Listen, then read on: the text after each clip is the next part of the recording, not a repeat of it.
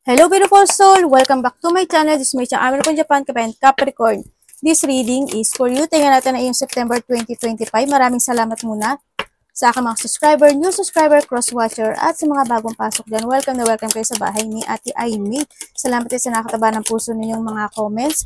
At sa mga nagpa-personal reading, marami pong salamat. Kung gusto nyo na energy nyo lang talaga, ang gusto nyo makuha natin, all the details is in description below. Di sa general reading kabayan, Capricorn, kunin mo lang ang sayo at itapon ang hindi naman sayo. Maaring vice versa, energy mo, energy ng person mo, energy ng malapit sa puso mo, nangyayari, or mangyayari pala. Use your own intuition, lawakan ninyo isipan nyo. Energy reading tayo, ano man ang gender mo, ano man ang edad mo. Tandaan nyo palagi na kayo pa rin ang mapagpapabago ng inyong buhay. September. Uy, September next na to. Next, marami kang isipin. Bagay-bagay. Pwedeng lungkot. There's a Zorro. O kaya September is ano siya, 9 minutes, 9 hours, 9 days, 9 weeks, 9 months, or September. Or September is may tao kang kakilala na birthday niya is September. Pwede rin naman na maraming tatakbo sa isipan mo or magiging magulo ang isipan. Pwedeng iba sa ganon. Pwede rin na magiging moody type, ganyan, sa iba sa inyo. Yan, may mga isipin na bagay-bagay. May mga gugulo o gugulo sa isipan. Someone is behaving stupidly. Pwedeng itong si Turkey ang makapagbibigay sa iyo ng ganong situation, sa iba sa inyo. Yan, or may tao na behaving stupid. Things will not always be this way. A change is coming. Congrats. Kumbaga, kung may mga dinaranas kayo na lungkot or hindi magandang pag-iisip, magkakaroon ng pagbabago. May mga transformation coming sa buhay mo. Hindi lahat lungkot naman. Hindi lahat naman ganoon. May mga magaganap pa rin na magaganda. May taong matigas ang ulo, or very aggressive sa iba sa inyo. Iba sa inyo are related to Aries. A wish is granted. Congrats, maaring ito na yung hinihiling mo na pagbabago sa buhay mo. Maaring this September is coming yun, sa inyo. Kung sa amang aspeto ng buhay mo na yan. Ngayon pala binabati na kita. Ito na nga, sa Arcway. Itabi nga natin ito kay ito kasi medyo hindi good yung nila energy, di ba? New opportunities, possibilities, and path opening up. Yeah, may mga path na mag-open sa'yo, pwedeng mga new idea, mga new opportunities, baka ito yung hinihintay mo na pagbabago, yan, baka ito na yun. Diba? Paganda na siya, Ang gagawin mo na lang siguro dito, if you want to transform, or gusto mo makamit yung kahilingan mo, is mag-go ka dito sa Arcway na to.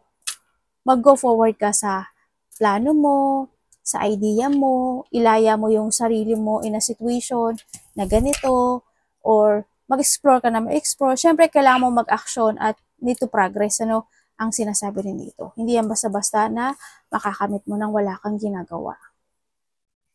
Halimbawa, pwede rin siya, halimbawa, ang dami mong utang. Halimbawa lang, di ba? Tapos, this time, medyo makakaluwag ka na. Halimbawa ko lang, example ko lang yun. O kaya naman sa trabaho mo, may mga trouble or hindi good situation, may mga Turkey situation, maaaring this time magiging okay na siya, magiging maliwanag na siya, o kasi andito na si Caterpillar, magiging magaang-gaang na siya. Kung saan aspeto ng buhay mo yan. Wow, financial path, eto na. Congratulations. Pwede rin na may mga mananalo sa inyo. Kasi andito rin si Wishbone, di ba? Pwedeng may mga mananalo sa inyo, malaki man o maliit yan. Pwedeng may mga new opportunities, kung saan ka man pupunta, ganyan, may mga possibilities, may mga mag-open up para sa'yo na pagbabago sa buhay. Ang ganda. Huwag ka lang papabother dito. Ha? Ikakaroon na naman na ang ganda, Tabihin natin to si wish granted, tsaka si financial peace, tsaka ito. Yan. Tingnan natin ang iyong energy. Baka dito Ay, may ka daw. May magte-text sa'yo? Dalawa anak mo? May pag-aaway, o gulo? Hindi pagkakaintindihan, ganyan. Ba't may taong galit? Diba sa inyo is September, baka busy kayo. Energy po ni Capricorn. Energy ni Capricorn.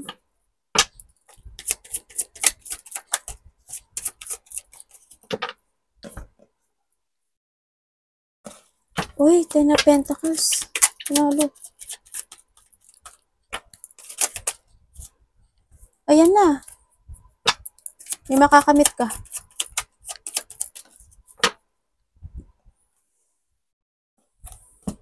Pagbabalik na strength. Yan. Nang tibay ng loob. Sa iba sa inyo. Sa iba naman sa inyo, you're controlling your emotions. Ano? Okay, ang energy mo, by this September, maganda o 10 kasi siya. Happy. Nandito rin. Kumbaga, hindi ka naman kasi ano eh. Alam mo, marami kasi sa inyo mga Capricorn, hindi ka express, hindi ka showy. Tama ba yun? Tama yun. Hindi ka nag-showy, kumbaga. Minsan, kung masaya ka lang. Masaya ko. Hindi nila nararamdaman ka. Hello, wake up. Parang yan. Yeah, just happy. Ang energy na iba dito, happy kayo. And then naman yung sitwasyon na, when it comes to material, your success. Merong iba sa inyo is mananaginip kayo. Baka pwede rin na managinip kayo na ipakita sa inyo yung enlightenment. Pwede managinip kayo ng numbers kasi andito si financial pinch. Nako, tandaan nyo na kaagad. O kaya naman, kasi andito na si wish come true. Diba? Kaya ang magiging energy mo is happy, andun yung material success. Then, ang nakikita ko sa iba sa inyo, may mga successful situation, healthy in a relationship with your family. Tapos, iba dito kasama sa trabaho. Yan ang nakikita ko dito. Yun. Meron din, also, andun yung satisfaction, no? Andun yung satisfaction mo by this September. Sa nakikita ko, may mga happiness, fulfillment, may mga positive outcome coming din. Tulad ng sabi ko kanina, ayan na siya, oh. Wishbone. Ay, ano natin ito. Itago natin ito. Ayoko siya isama kay September tsaka Turkey. baka mahigop niya. So there's a reward. May success and reward ka na magaganap by September. Eto na nga. Congrats ako sa ang aspeto ng buhay mo yan. Congrats. May mga dreams na magpo-fulfill. Yan na nakikita ko sa'yo dito. And then also, ewan ko sa'yo, pero happy ka in a way na tahimik ka lang. Ganun na nakikita ko sa'yo dito. Yun. Mas more ka magta-trust sa your intuition by this September. O you need to trust sa intuition mo. Makaramdam ka. Pero maganda to. As in, maganda. Andun yung nandun yung satisfaction kung ano yung meron ka. Malaki man yan o maliit, material, spiritual, andun yung satisfaction. Andun yung, andun yung emotionally fulfilled ka. No, and happy. Yun na nakita ko dito. Wala na when it comes to related sa relationship, sa family mo. Nandun din yung mga kasiyahan kasi. Tingnan natin na parating sa'yo.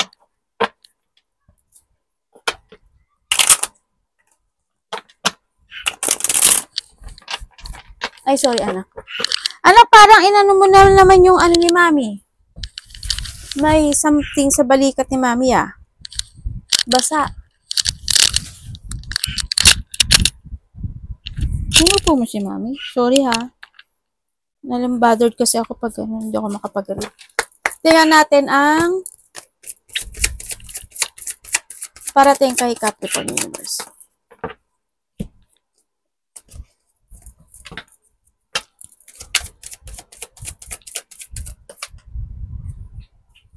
Oh.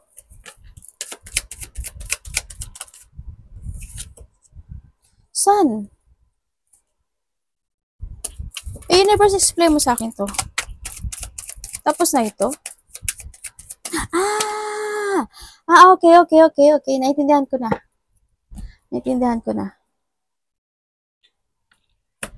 Uy, congratulations. Bigay na, sabi ka. Hindi, joke sa ate. Loko-loko to si ate nyo. Ayan, parating sa'yo, there's a luck. O, saan, no? Yes, there's a lack. Iba dito, tumaya kayo. O maari din na mahilig kayong tumaya, no? May gamble akong nakikita dito sa situation. Maaring matagal na rin kayong tumataya or tumataya kayo. There's a lack. Merong mga financial improvement, positivity, tulad ng sinabi ko na kanina, ulitin ko uli sa iba sa inyo. Kasi what the sun, material success, successful positivity, yes, reward. So, ba dito mga celebration is coming by this September, no? Or may mga celebration na magaganap.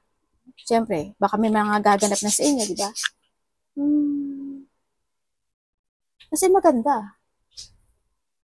Kasi there's an end of the hardship situation. May mga bagay na maa-accept mo. Kumbaga, tapos, kumbaga may mga bagay na mapagwawagian mo. Financial pinch. Iba dito is recovery na to, no? Sa nakita ko, kung dati stagnant ka, kung dati may mga situation na you are not success, this time is you will be success. Or magkakaroon ka na ng development in that situation. Pero mas nag-aapoy kasi si araw dito sa situation. Ayan, no? Kita mo? Yan, araw. Tapos star. Tapos itong anong to, ano rin yan, araw din yan. No? Symbolize of araw yan. Yan, kumbaga, andun yung situation na magkakaroon ka ng enlightenment, may mga successful positivity, end of the hardship, pagkapanalo. Basta may mga positive changes, may mga magugong, no, sa nakikita ko dito pagdating din sa pera. Makakaramdam ka ng kaba. Sa iba sa inyo. Ganda, oh. May babae nakakausap sa'yo. Mother figure.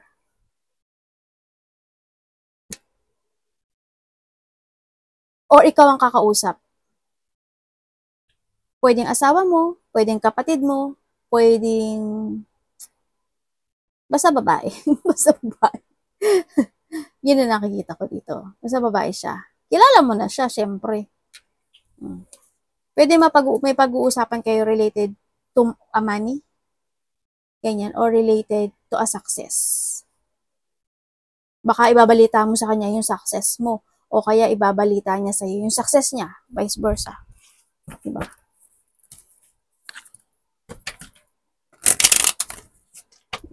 Tingnan natin ang dapat iwasan. Ganda ng card mo, ah. Huwag ka lang pa-bother dito. Sa kabangasang matitigas ang ulo at very aggressive person. Dapat iwasan. Uy, may papasok na pera sa'yo. Capricorn. May papasok na pera. Dapat iwasan.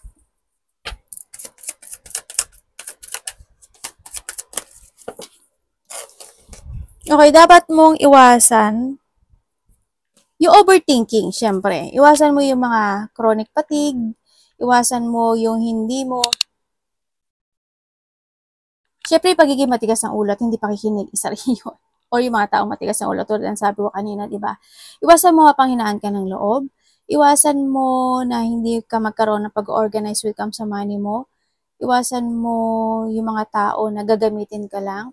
Iwasan mo siguro hindi ka magpursige in life. Alam ko naman nagpupursige ka kasi Capricorn napaka-very pursige yan sa, lalo na pagdating sa work, no? Very dedicated kasi kayo sa work. Yung mapanghinaan ng loob, yun na lang iwasan mo, no? Kung magkakaya mo naman eh. Kasi kahit sa kailan ay kaya mo.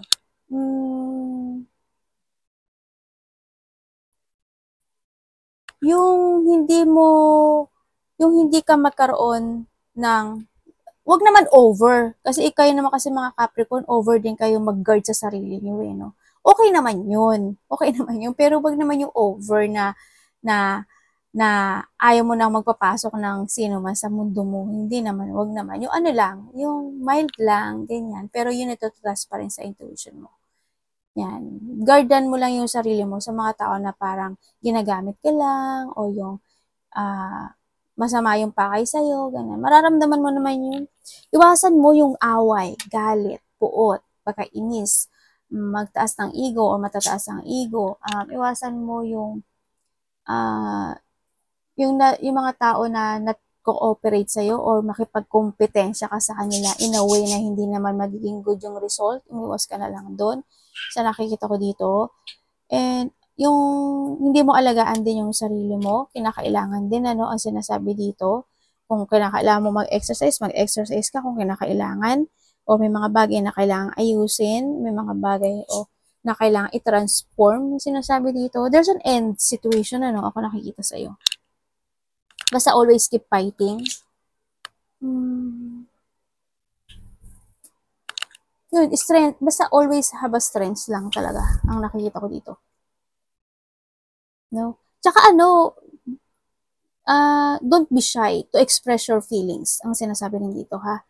Huwag kang masyadong, iba kasi sa inyo, syempre, baka meron sa inyo shy type, ganyan, nahihiya ka express yung feelings mo. Kumbaga sabihin mo rin yung feelings mo. Diba? There's an end of situation. May paglipat ako nakikita. Hindi ko alam kung lilipat ka ng bahay, lugar, trabaho, position, yung mga ganun. Any paglipat or someone is lilipat, parang ganun. Kamusta po ang love?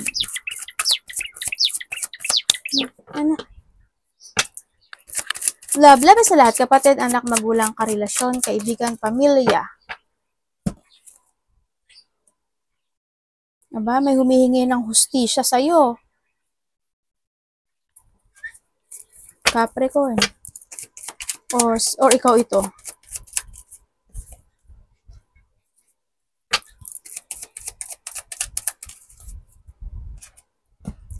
Okay, when it comes sa love, iba sa inyo is nagkahiwalay na kayo, no? Kung nagkahiwalay kayo, ito ang sasabihin ko sa'yo, naghihintay ang isa sa inyo pa rin. Ako nakikita dito, nandito pa rin siya sa sitwasyon na nahahatak ito pa rin. Nandun yung apology or gusto niya mag-apology sa'yo na nakikita ko sa kanya. Kumbaga, para sa kanya, yung this relationship or maybe ikaw ito, no pointed name, hindi pa to tapos o hindi pa totally finished. No, nahandito yung panghihinayang o lungkot o pag-isolate na gusto niya or manifesting siya na magkabalikan kayong dalawang muli. Yun ang nakikita ko dito. Sa mga single, there's an offering or may taong may magkakaroon ng interest sa'yo, no, Capricorn, sa nakikita ko dito. Actually, isang bata at isang hindi. Bata siya, pwedeng immature or mas bata sa'yo, sa nakikita ko, vice versa. Emotionally matured itong tao na to no? Siguro siya. Siguro ang ano niya is, hindi siya totally batang-bata, hindi rin siya totally na matanda. Siguro in the middle, parang gano'n siguro, no? Itong tao na to. Very caring, very loving. Interesado siya sa'yo Yan. Pero marami siyang iniisip na bagay-bagay sa mga single dyan. Actually, dalawa? Magkakaroon ka ng choices. Sige, maghirap ka ngayon. Ibig sabihin, magkakaroon ka ng choices sa mga single dyan. Kasi mga dalawa, tatlo, darating sa'yo. Nakaka-interest sa'yo. Sa mga magkakarelasyon, andito naman kayo, you try to make it balance, yung relationship. So, nakikita ko dito, andun naman yung, mahilig lang talaga kayong kasi andito si Ten of Cups no? Nandun lang kayo talaga sa point ng buhay nyo na mundo ko, mundo mo. Kaya nandun ka sa sitwasyon mo. Nandun kayo sa point na yon. Kumbaga, pareho kayo nag-isolate, no? Sa bawat isa. Yun ang nakikita ko dito. Pero kung sa love, yes, love nyo ang isa't isa. Kumbaga, mundo mo siya, mundo ka niya. Naman. Yun nga lang. Ewan ko sa inyo, ba't ganito ang card nyo dito sa mga magkakarelasyon? Kung titingnan ko naman dito, okay naman siya. Mahal nyo naman yung isa't isa. Nagkakaroon lang talaga siguro kayo na pag-isolate to each other, no? Sa iba sa inyo. Yun ang nakikita ko dito. Siguro, when it comes to disappointment sometimes, hindi naman maalis yun pero more on happy kayo dito. More on happy. Pagdating ng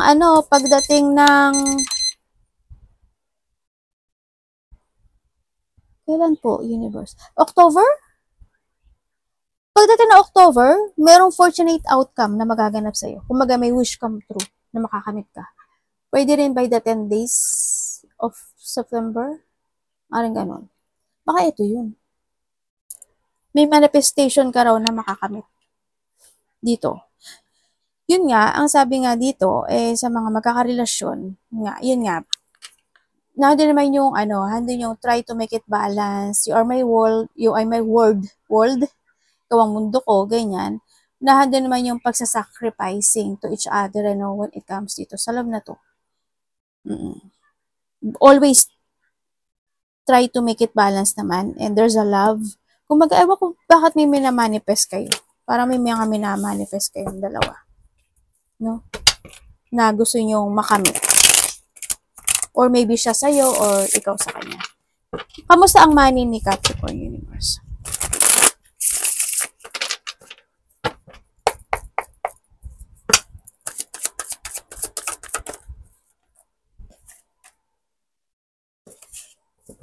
Ano po to? Marika, ang kati. Ano ba yun, anak?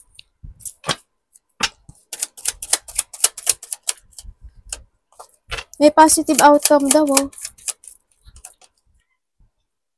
Oh, the Fool. Oy, recovery is coming.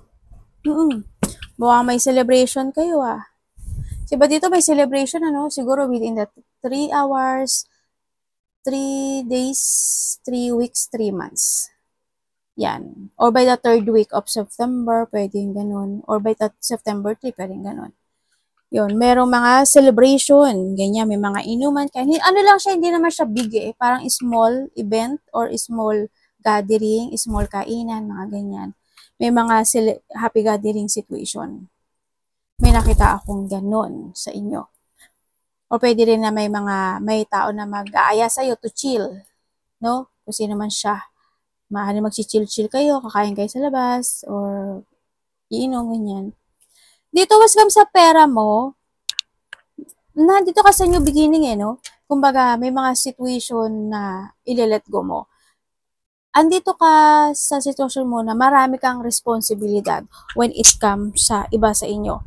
Magkakaroon ng recovery, no? When it comes sa money mo this time. Kumbaga, yung hirap or yung wounded in the past situation is magkakaroon ng konting recovery or magkakaroon ng recovery. Sa iba sa inyo by October ito. No? Pero sa iba sa inyo by September kasi nandito na siya. Magiging maganda siya. Magkakaroon ng recovery. Kumbaga, magiging mas maayos kasi andito rin kasi si the Fool. Mas magiging maganda at mas magiging magaang siya.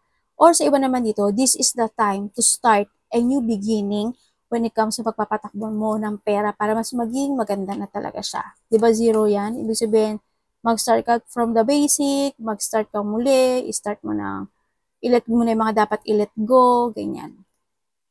Magkakaroon sa'yo ng recovery. Also, the positivity is coming.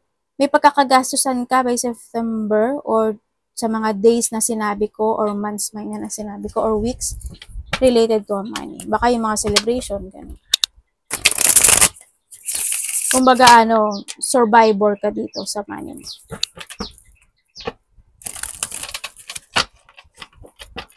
May nagpapadoktor sa inyo? May nakita kong doktor, hospital.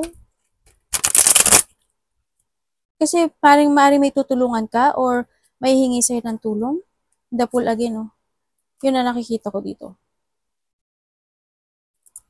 Or tutulungan mo. Pwedeng babae, or pwedeng babae yun. Sa iba, baka lalaki yun. Pero there's a hospital or doctor or may rehabilitation ako nakikita.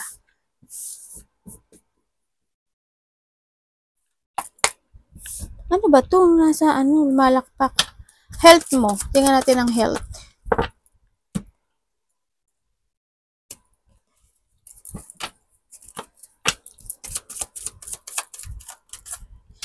When it comes sa health mo, nandun naman yung ano mo eh, self-care sa nakikita ko sa'yo dito.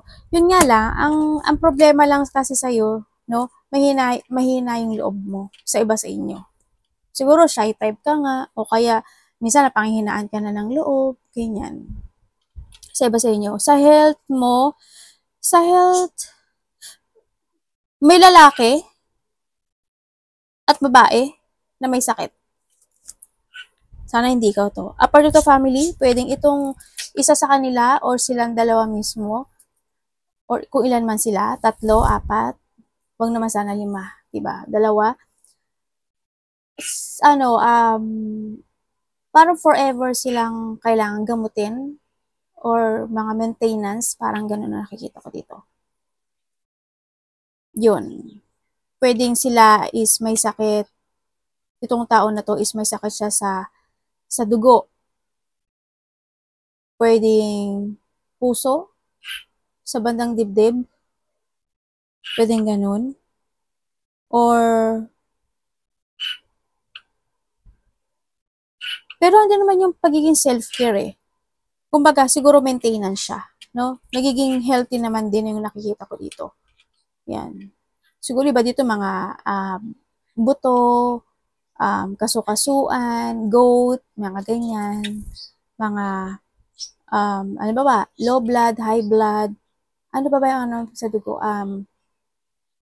Diabetes? Tama ba? Diabetes. May mga ganun sitwasyon. Tingnan natin. Career or trabaho? Work. Kamusta po ang career or work? Ayan.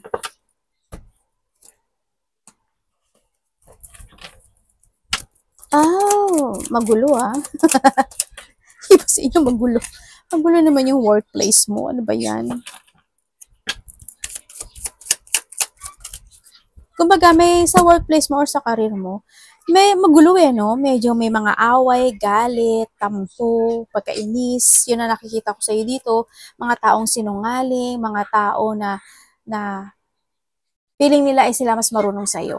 Feeling nila na sila ang mas may alam sa iyo. Yung mga gano'n. Nagmamarunong, ganyan. Mga taong bastos magsalita, mga paranoid sa iyo, mga tao na mahilig mang insulto, ganyan. Mga tao na sarcastic, mga tao na sasabihin nila na mali ka, tama ako, mga ganun sitwasyon. Mga very defensive. Yan may mga taong ganun, ano? Sa nakita ko, maaring matagal na rin ito or matagal na silang naiinis at nabubuwisit o naiirita ka sa kanila or vice versa tayo. Yun na nakikita ko sa iyo dito. Kumbaga nahandun na lang yung mag-ingat ka rin sa mga nakadikit sa iyo kasi may mga taong nakadikit o nakikipag-usap sa iyo, kamahan dyan si Ahas, na hindi sila nagiging totoo. Huwag ka masyadong magtiwala din. Alam ko naman na hindi ka ganun na madaling magtiwala no? Sa nakikita ko dito. Pero may tao na maaring kadikit mo or there's a connection ako na nakikita sa iyo na hindi siya totoo sa iyo. Hindi siya totoo. Pwedeng karelasyon mo, pwedeng kasama mo sa trabaho kasi work din to. Diba? Tingnan natin, advice. Advice nyo po kay Capricorn.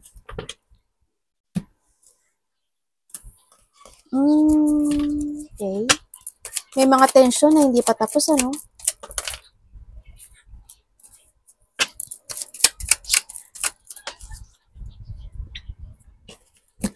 Ay, may nga. There's a conflict, ano? Ako nakikita sa'yo. No?